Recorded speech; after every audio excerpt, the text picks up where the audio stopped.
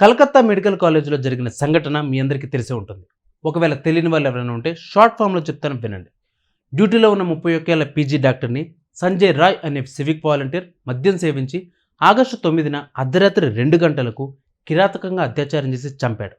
ఒంటి నిండా తీవ్ర గాయాలతో అర్ధనగ్నంగా పడి ఉన్న శరీరం తర్వాత రోజు అక్కడి స్థానికులకు దొరికింది. సో ఇది అక్కడ జరిగిన కథ. ఈ సంఘటన వలన ప్రిన్సిపల్ని రాజీనామా చేయాలని చాలా గట్టి డిమాండ్లు వచ్చాయి. ఆ ప్రకారమే ఆయన రాజీనామా చేశారు.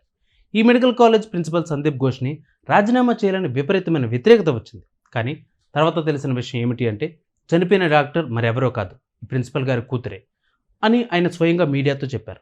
అసలు ఈ దారుణం ఎలా జరిగింది, ఎందుకు ఆమెను చంపారు, వీటిపై ఈరోజు వివరణ ఇచ్చేందుకు ప్రయత్నిస్తాను. సో స్కిప్ చేయకుండా పూర్తిగా చూసేయండి. పోలీసులు తెలిపిన వివరాల ప్రకారం మహిళా డాక్టర్ శుక్రవారం తెల్లవారుజామున ఆసుపత్రిలోని సెమినార్ హాల్లో విశ్రాంతి తీసుకోవడానికి వెళ్ళింది.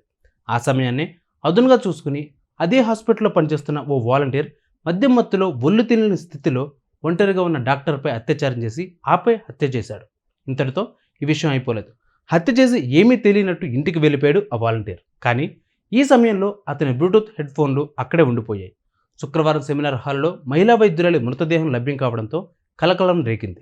ఈ విషయంపై పోలీసులకు సమాచారం అందించగా శనివారం ఆగస్టు 10 సాయంత్రానికి నిందితుడిని అరెస్ట్ చేశారు. అయితే అప్పటికే వైద్యులు నిరసనకు దిగారు.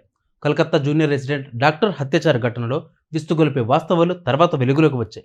వైద్యురాలపై సామూహిక అత్యాచారం జరిగినట్టు డాక్టర్ సుబర్ణ గోస్వామి సంచలన వ్యాఖ్యలు చేశారు. మీడియాతో మాట్లాడిన డాక్టర్ సుబర్ణ గోస్వామి బాధితురాలి శరీరంలో 150 మిల్లీగ్రాముల వీర్యం ఉందన్నారు.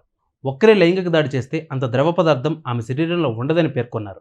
ఆమెపై సామూహిక అత్యాచారం జరిగిందని స్పష్టమవుతుందన్నారు డాక్టర్ సుబర్ణ.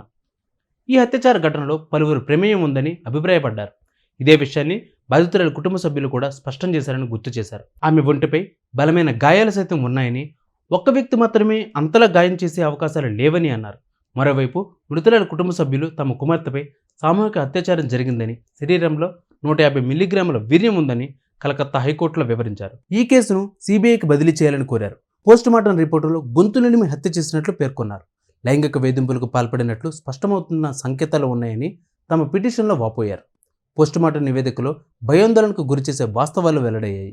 మా కుమార్తె శరీరంపై అనేక గాయాలు గుర్తులు ఉన్నాయని, ఇది క్రూరమైన హింసాత్మక దాడిని సూచిస్తుందని చెప్పారు. తలను బలంగా గోడకు లేదా నేలకు తాకించినట్టు సంకేతాలు ఉన్నాయి.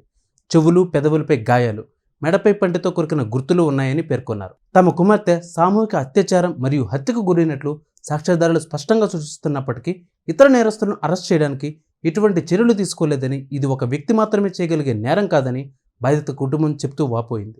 ఈ ఘటనకు సంబంధించి ఇప్పటికే సంజయ్ రాయ్ అనే పౌర వాలంటీర్ను పోలీసులు అరెస్ట్ చేశారు. ఇప్పటికే ఈ కేసును సిబిఐకి బదిలీ చేయాలని కలకత్తా హైకోర్టు మంగళవారం ఆదేశించింది. మరి చూడాలి, మరి ఈ కేసు కాలంతో పాటు కరిగిపోతుందా లేదా నేరస్తులను అరెస్ట్ చేస్తారా? వేచి చూద్దాం.